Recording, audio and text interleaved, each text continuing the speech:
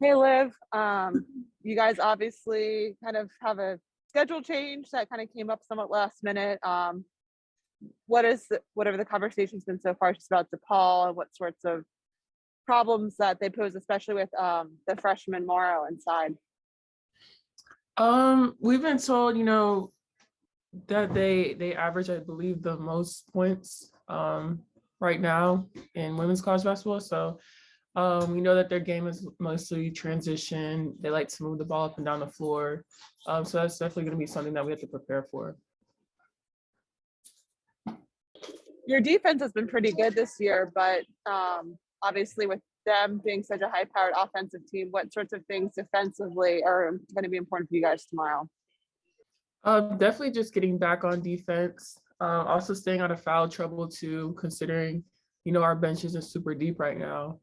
I think those are going to be the two key things for tomorrow. And I think the coaches will definitely, go more into detail about that, especially, in our film session today and in practice. And but overall, I think those are going to be the two main focal points. Thank you. Bob? Liv, did you ever think you could impact the game with 18 boards and 10 assists the way you did, which, ultimately between the 7 offensive rebounds and the 10 assists probably equates to, 25, 30 points in a game? I mean, honestly, I didn't really intend on those specific numbers going into the game like that. But overall, I think with our St. John's game, we did a really good job as a team. Even when we had, low points or slow points in our offense, we were able to kind of pick things up. And then, of course, feeding people the ball, they're able to knock those shots in. And I trust my teammates with that. I definitely give them all that credit, just being able to do their thing too and contribute in their own way. Coach made a Winston Churchill reference in the post-game show on Sunday in his post-game presser. Just the adventure that this team has been on. I know there's ups and downs of any season. Could you have ever imagined an adventure quite like what this team's going through right now? Just not only from a basketball standpoint, but maybe from growing up as well, having to deal with adversity. Yeah, definitely not. This is one of those things that it typically doesn't happen here or in a normal UConn season. So it definitely wasn't expected, but I try and look at it as a blessing in disguise. I try and pull the positives from it. And I think, facing this type of adversity, especially kind of early on in our season and now mid-season, has really helped us, amidst of course, nobody wants to have, teammates out, injuries and whatnot, COVID protocol, whatnot. But I think overall, it's kind of forced us to really grow up in a sense and figure out different ways to contribute and get different people involved while we're playing. And then just overall, really take on different responsibilities while we play. Thanks, Liv. Vicky? That's sort of what I was going to ask, what Bob just asked. How do you think you guys have done all that stuff? Made all those adjustments. Okay, you have to bring the ball up the floor. You're not used to it. You're not used to this. Everybody had to do something different. Do you, like you said, you feel pretty good about where you are going forward after coming through this stretch, Liv? I do. I'm very confident in where our team is right now. I think we've had to learn a lot. Coming back, especially from winter break. And I think that it's like I said before, it's really forced us to take on new responsibilities and kind of grow in different roles. So I think that's good, for the improvement of our team, for the growth of our team. Thank you. Carl? Liv, can you talk about the progress that Dorka has made, particularly in the last 5-6 weeks? And second part of the question, can you talk about the connection chemistry that you two are seen to building?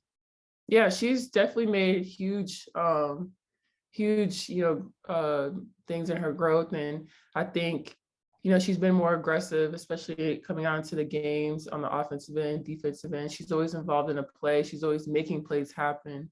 So that's something I've definitely noticed. And then, speaking on the chemistry part, especially in high-low situations, Dorka's a very smart player. She has a very high IQ. So kind of she knows, you know, where she feels good on the court, where she, you know, feels good to operate. And I think, you know, feeding her the ball, knowing where she's comfortable at scoring and doing great things, that is an important thing, especially as a teammate to learn about her. And so I think she's been doing a great job just overall coming into the games and really having that aggressive mentality. Thank you. Daniel? Hi, Liv. I don't know if you know, but you lead the team in assists right now. So coming to UConn's always had bigs that could pass. So coming to UConn, were you a big passer and you just built on that, or was that something you had to learn when you got here? I think a combination of both. I think especially coming to the system, which was completely brand new to me, it kind of just forces you to really learn every position, kind of learn where people are going to be at the right times and getting them the ball too. It just being unselfish. I think that's the main thing that the system kind of runs off of. And so, you know, going from my freshman year to now, just kind of growing in that aspect, I think has really helped in terms of just understanding the offense and getting the ball to where people can be efficient and score. Is there a point in your career where you remembered feeling like, okay, I finally have this down. I understand what I'm supposed to be doing out here in terms of where everyone else is and where I'm supposed to go with the ball?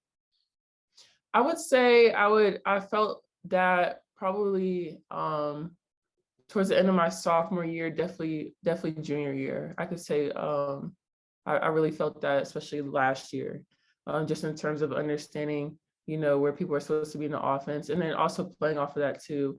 And then also helps, you know, having teammates that can make great reads off of that. For instance, like Paige, you know, playing with her, she just makes that easier.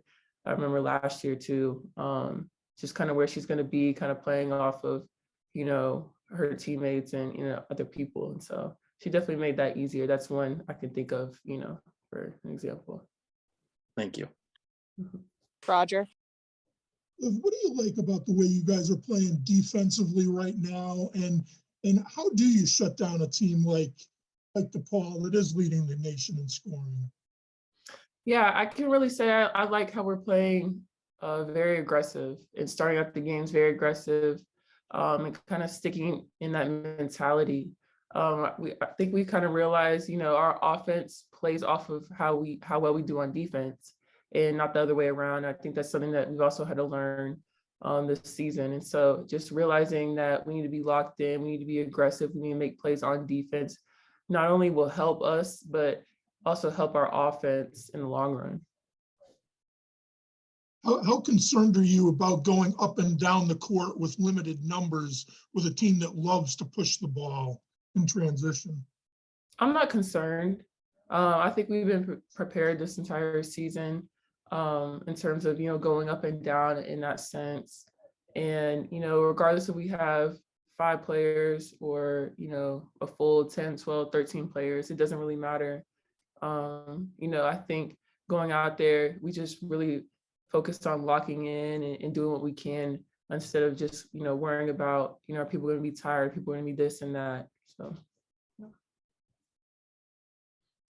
Charlotte?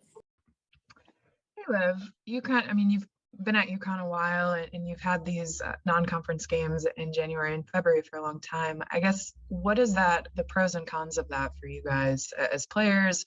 Does it even really affect you because you kind of are just approaching the next game, but like having the opportunities to go against those really ranked teams late in the season, later in the season, I should say. I think it's a great test, especially, you know, those January, February games to kind of see where we're at moving forward in the season. So I think it's just a great test to see, you know, how well we are in offense, how well we are in defense. What do we need to work on moving forward? What do we need to work on, you know, going forward in terms of the Big East tournament, in terms of NCAA tournament. So I think we look forward to those games, and, you know, we love the competitive atmosphere that goes along with it.